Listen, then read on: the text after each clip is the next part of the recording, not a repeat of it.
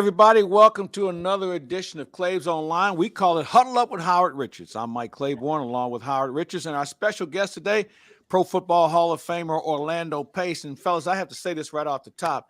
If I'm a quarterback and I needed the left side protected, I put Howard at guard, I put the big O at left tackle, and I think I got a chance to complete my next pass. Man, first of all, it's great to have both you guys together at the same time. You guys are all Americans, and it's just a pleasure to have both of you.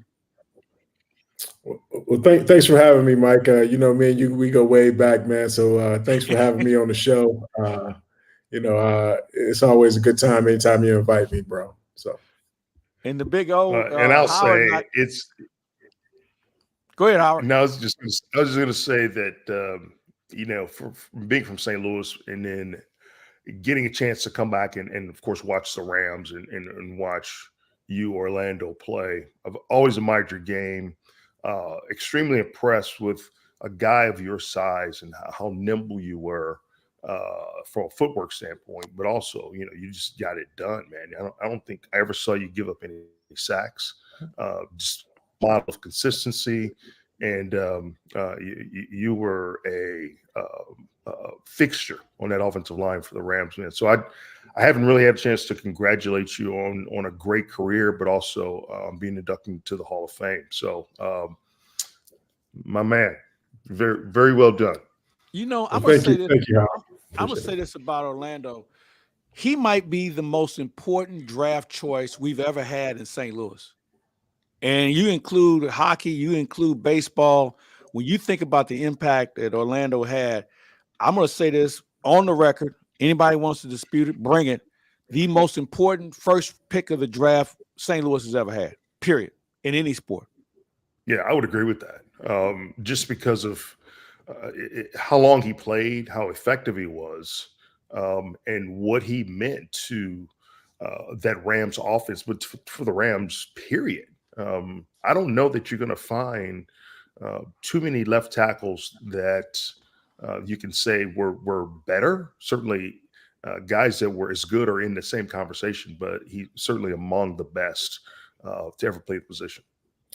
Well, I appreciate that, fellas. I know we were having some dark years here in St. Louis, and to be a part of that turning point with Coach Vermeil drafting me and then adding some other pieces. It was a really exciting, fun time to be in St. Louis, having an opportunity to win a championship and with some great guys and to do it here for this community. And people still walk up to me today about those years and how special those years meant to so many people here in this community. All right, let's talk some football here because you guys were really good at what you did. And I've always said when they use the term skill position, they always talk about backs and receivers. I think the skill starts at the line of scrimmage.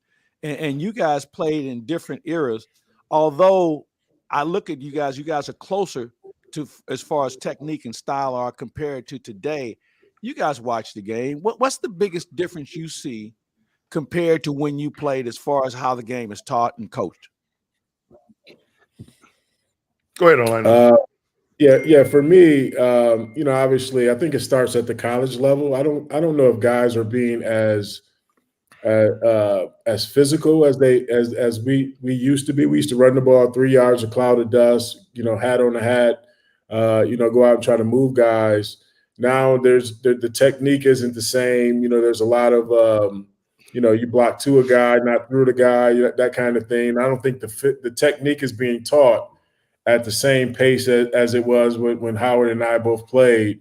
So I think the technique part of it is a little different, and there's not the physical style of play that we were taught growing up, at least that I was taught growing up. And I think that changes, and then it kind of gets into the NFL a little bit where guys aren't coached early in college, and you kind of see that leak over into the league as much. And I think that has to do with they don't have as much time in college as they once did, and everybody's trying to make the game safer, and I get that. But there's still a level of technique that needs to be taught to some of these young guys coming into the National Football League. Yeah, I would agree. Getting a chance to watch football every weekend at the collegiate level, little things like pulling and trapping. It's I don't see the yanking the arm and having the foot follow in that direction. I see more jumping and hopping. But I see same thing, especially when you see teams run the counter OT. It's the same way, more jumping and less discipline on the footwork. I think it all starts during the week. As if you're not hitting and going full speed or near full practice, how do you recreate that on Sundays all of a sudden? You just don't. I mean, and I'm sure you did the same way. It was a carryover from what you did during the week. The games were easy. It was the practices you had to get through 2 days.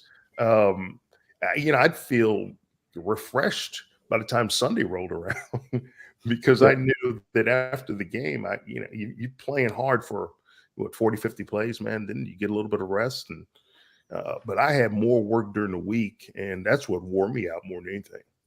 No, I agree. Yeah, I agree. You can't, as you know, training camp is where you get your body acclimated to being physical. You harden your body a little bit.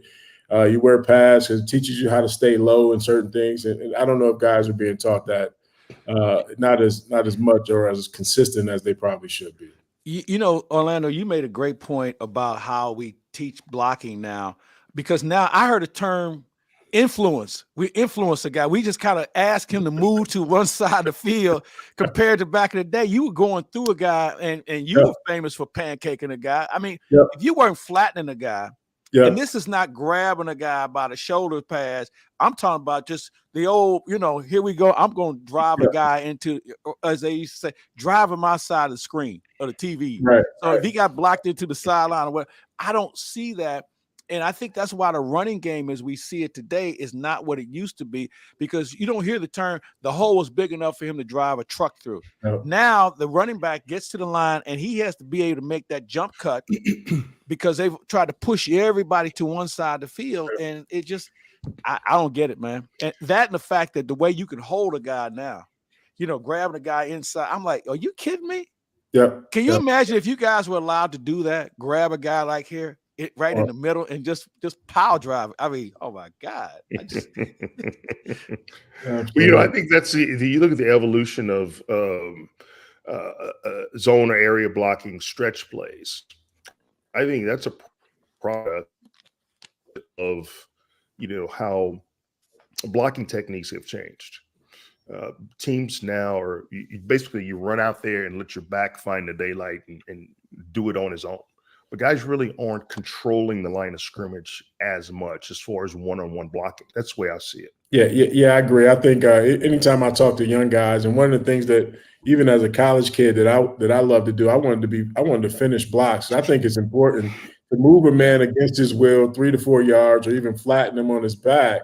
That's demoralizing to a defensive lineman. So I wanted to make my job easier for the guy who's watching the tape the next week to say, I'm trying to brace and not get pancaked or whatever. So that was part of my approach to it. I just wanted to finish, and there's nothing greater, Howard, this, than putting somebody on his back or making him feel like he's broken or he doesn't want to play anymore during a football game because you broke that man's will. So that was my thought process going into games, is I'm trying to break that man across from me his will. So, and I don't see that as much today. And I don't know if it's, I watch a lot of college football or even pros for that matter. But, guys, I about finishing and trying to, I should say, take that man's soul a little bit, man. So. See, you dastardly. Let's take our first break. We're here with the Hall of Famer Orlando Pace and Howard Richards on ClavesOnline.com. There's always been a bright side to living in downstate Illinois. Ameren, Illinois is making it even brighter with a little help from the sun. Right now, we're building a next-generation solar facility to bring you cleaner energy for generations to come. It's good for the environment, your neighborhood, and everyone living in downstate Illinois. That's brighter thinking. That's energy at work. Learn how you can participate in solar programs at amerenillinois.com/renewables. Can Graybar help my electrical and datacom jobs be more productive? Yep. Our supply chain services are designed to do just that. Like job site services? Yep. We deliver the products you need, where and when you need them, no matter your industry. What if I have technical questions? Yep. Our specialists are top-notch. Emergency support? Yep. Even after hours. they're a unicorn. When you need to keep your projects productive and profitable, rely on Graybar to help you get the job done right. No unicorns required. Yep, Graybar does that. Welcome back. It's Huddle Up with Howard Richards. I'm Mike Claiborne. Hall of Famer Orlando Pace is with us as well. We were talking about technique and how the game has changed. All right. I want to ask you guys a couple of things about your careers. As you guys mentioned, the game has changed as far as how you practice and how you play. Who was a guy that gave you problems, and who was a guy you had the paperwork on? So I know, Orlando, you got paperwork on half the league, if not 3/4 of the league. And Howard, you were the same way. So who were the guys that you had your day with, and who was the guy you were like, all right, I have to turn it up a notch on here? I think one of the guys. First of all, everybody in the National Football League is really good, man. And if you have a day against him, then count your blessing, because he's going to come back and try to get you the next go round. One of my most anticipated matchups, Mike, and we've talked about this before. There's a couple, but Bruce Smith. Bruce Smith. I had watched Bruce Smith growing up as a kid, and I'm going against Bruce. I'm hyped. I'm pumped. And Bruce, we had a day. I felt like I had a pretty good day as a second year player against Bruce. But Bruce is one of those guys, 200 sack guy, phenomenal Hall of Famer. But I was a little shocked that he complained to the ref as much as he did. So I was a little disappointed when I was playing against him, because I was hyped, and all he did was complain to the ref most of the day. So that's because you wore his so yeah, ass he was a down. good guy. Hey, but I did everything to him, and Bruce is my guy. So, but it was one of those days where it was just like, man, I knew I could play in this league once I had success against a guy like Bruce. And then in terms of just different, I always say different times in my career. When I was older, I didn't want to block the guy that went 110%, and smaller guy just kind of ran upfield. I hated blocking those types of guys. Dwight Freeney, one of those guys that just had moves that, he was a tough challenge that you had to gear up for week in and week out. Joe Johnson, it was a St. Louis guy. Oh yeah, we had some really, really good battles here in St. Louis when he played with the Saints. There's a lot of good guys in the league, but you got to come play every week, as you know, in the National Football League. So I'm gonna add on to the Bruce Smith story. So Orlando's he's having a pretty good day. So they huddle Buffalo's in the huddle, and one of his teammates said, "Bruce, you bleeding?" And they looked on his pants. He's got some blood on his pants, and he's trying to figure out where he's bleeding from. Orlando hit him in the mouth. He busted his lip, and he came out of the huddle. He was smoking hot. He went to the referee. He was trying to find somebody. He was smoking hot. And then at that point, I think Orlando was playing out of fear, because Bruce Smith, he's really pissed off now. He's hot. I don't want to freak the bear up, man. He turned it up. Bear, and Orlando stepped his game up even more, and Bruce was so mad. As Orlando said, I was on the sidelines, and he was talking to anybody in a striped uniform about how Orlando was playing. The funniest thing I'd ever seen. I'd never seen Bruce Smith that worked up in my life. Mike, it's funny. I was going through it, and then you had told me the story afterwards. And I said, man, this is, I'm glad somebody can reference this story, man. It was one of the funniest things I'd ever seen, because it's Orlando. And for me, I think pound for pound, Bruce Smith might have been the best defensive lineman I've ever seen, because not only could he sack the quarterback, he could play the run with anybody, and he could even scoot inside, and he could take on guards and centers as well as offensive tackles. And I don't think he gets the credit for how good of a player he was. Yeah, absolutely. Yeah. All right, what about you? So I played more guard, put more inside, even though I played exclusively right tackle at Mizzou. I never played guard at all until I played in the Senior Bowl. And that's when I guess they figured out that this guy's versatile enough. He can play multiple positions. And as soon as I got to Dallas, once training camp started, I started getting moved around the offensive line. And, for me, it wasn't comfortable. I was just starting to get acclimated to playing one position.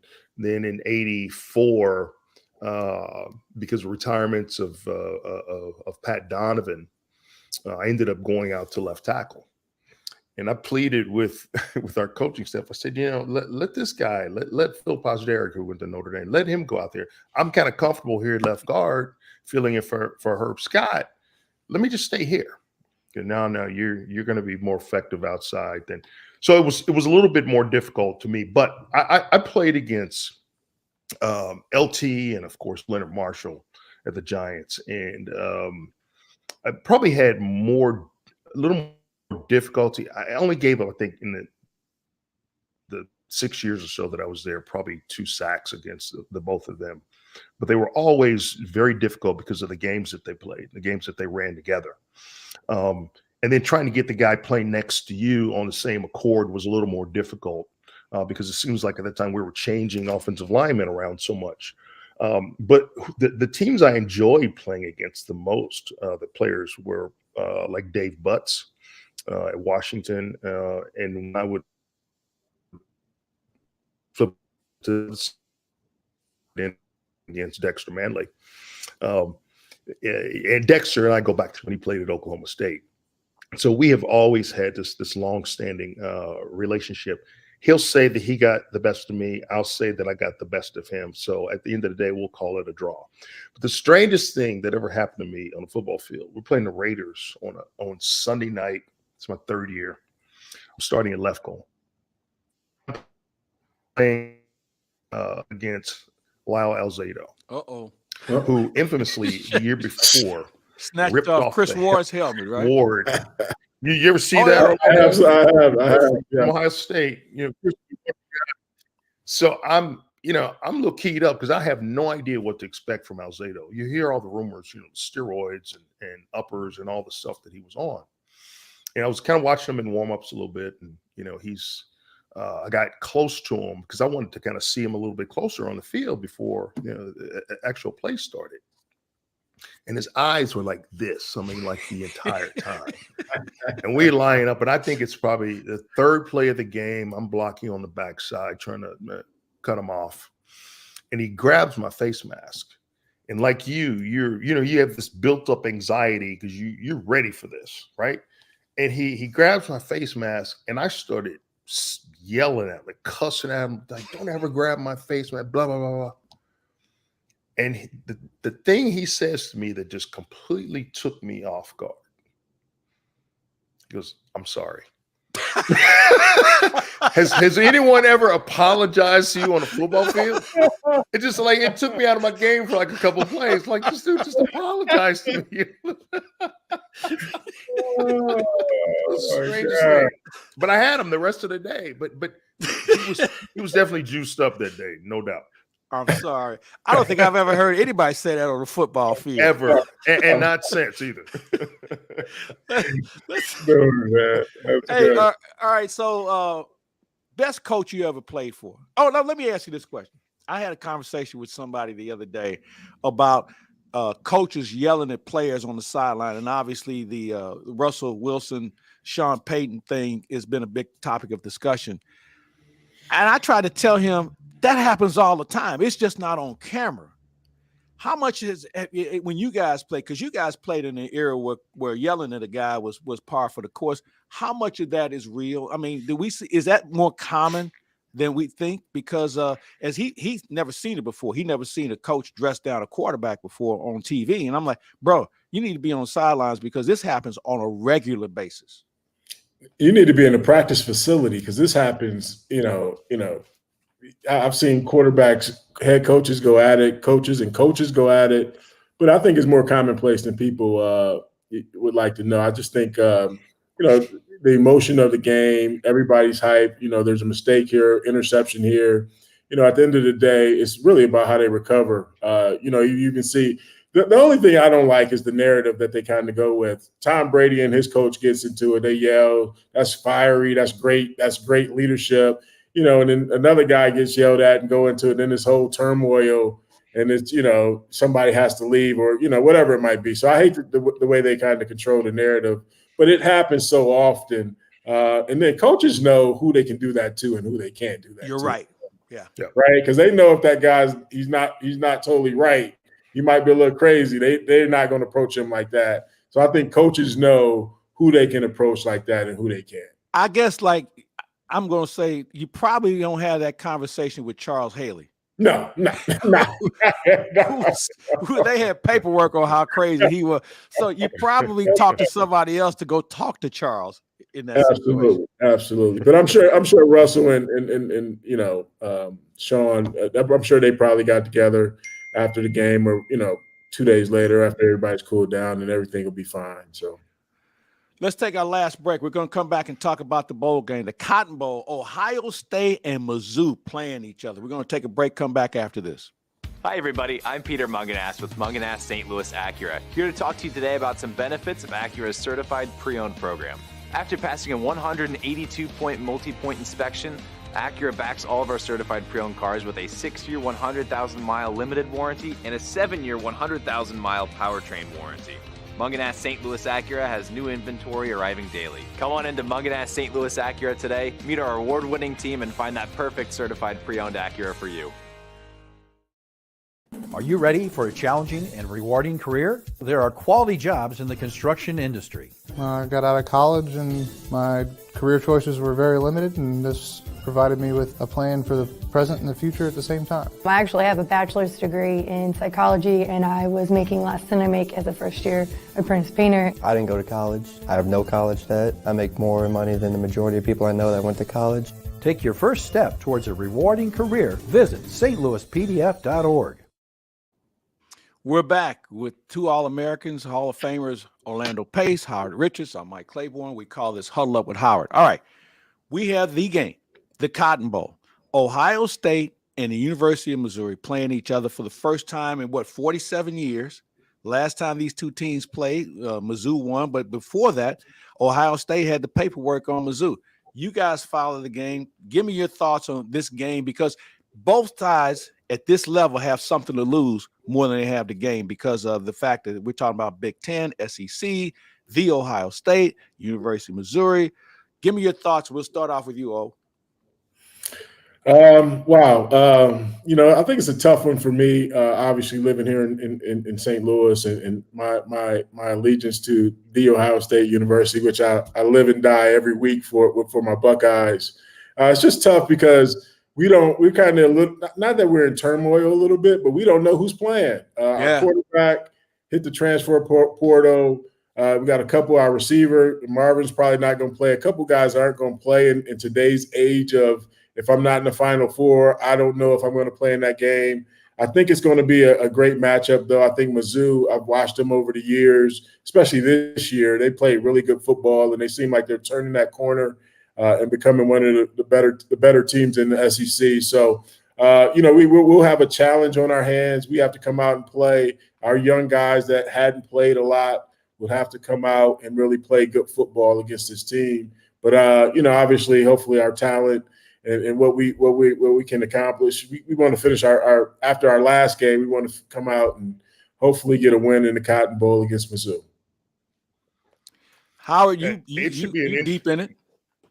Yeah, I think it's going to be an interesting matchup. And if you're Mizzou, you know that of course the quarterback has transferred, but Devin Brown, who hasn't gotten a lot of tape on him, I think he's maybe thrown 50 passes this year. But he's going to be prepared. And I think you've got to be prepared if you're Missouri, as though, even though it hasn't been announced yet, that Marvin Harrison Jr. Will play, even though he hasn't announced it yet. But, the other receiver, Egbuka, is going to play. Going to be there or not. But the thing about Ohio State is that you've got so much depth. You've got 4 and 5 stars littered throughout both the offense and defense. So you have to believe, with it being a blue blood program, that the guys that they have that aren't starting are just as good as the guys that are going to be starters. Mizzou doesn't have this year is probably a year that they've had more depth, more guys in the rotation that are playing as well as starters. So that might be the thing that makes this game a much more even matchup by the time they kick off. I think because of the transfer of the quarterback, McCord, Mizzou went from being about a 5 or 6 point underdog to, I think, maybe a 1 point favorite or something like that. I expect it to be a well played game, but you just never know. And I think, the competition, who's the better conference, who's got better players, SEC or Big Ten. This game at the outset, I think, is one of those where people will really want to see how both teams match up. It's going to be the only game on TV that night, Friday the 29th. So it should be fun. You've got an established coach in Ryan Day. You've got an up-and-coming coach in Eli Drinkwitz, who's trying to establish himself as one of the better coaches in the SEC. He won SEC Coach of the Year. Had a pretty good recruiting class this season. They signed, all their 20 commitments thus far. So they've had a lot to celebrate this year, winning 10 wins when many people figured that they'd finish probably 6th or so in the division. I'm probably the only fool to pick them to win 10 games. But, yeah, you were. You raised your hand early on that. I did. But when you're around the program, you get a chance to watch and see the guys that not only start the games, but they're rotational players. So you see that level of talent that they have. And luckily for me, I came out smelling like a rose. But I think this team grew up a lot from 2022, losing 4 games by a total of 18 points. Most of their leadership decided that they were going to come back this year because they did have something to prove. And they went out there and did it. Even the games that they lost against LSU and Georgia, they were in those games up until the very last point, minus a few mistakes. They could have been 12-0. But it should be an exciting matchup for the fan bases, both Mizzou and Ohio State. My former teammate at Dallas, Doug Donnelly, who was he was our 2nd round pick. I was a 1st round pick in '81. Have been very close since our days in Dallas, and we've got a little friendly wager on the game as well. One of my all-time favorite Ohio State players, who unfortunately passed, Springs on the. Oh yeah, Ron. Yeah, Ron Springs. Ron Springs, he was a good player, and his kid was a good player too. You played with Sean, didn't you? Absolutely. But he was the heartbeat of the locker room, and he shares stories about Woody Hayes from back in the day, but you miss guys like that to me are part of your fabric.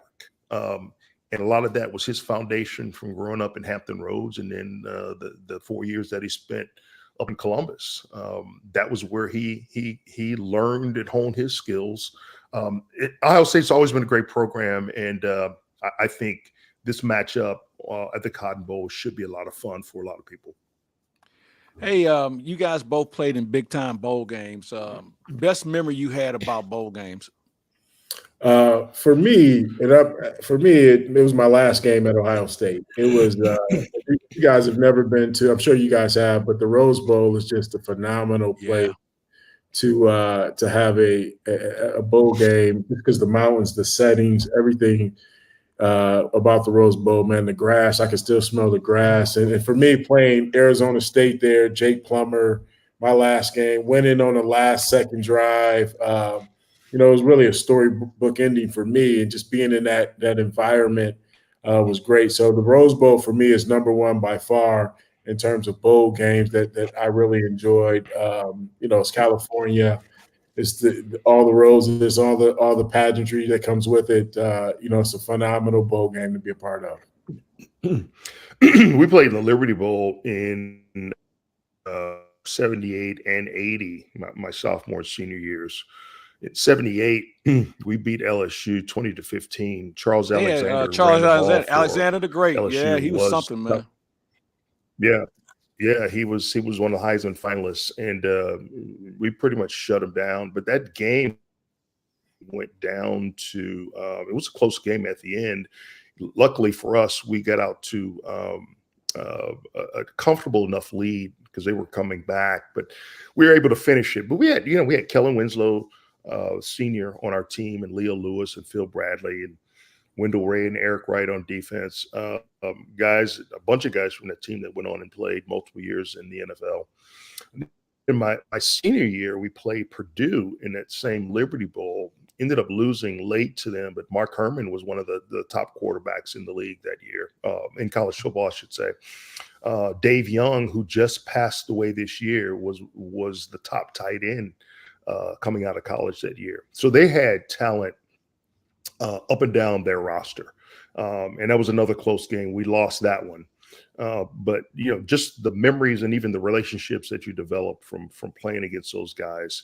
Calvin Clark, who played on that team, who it surprised me he didn't play longer in the league, was a hell of a defensive lineman.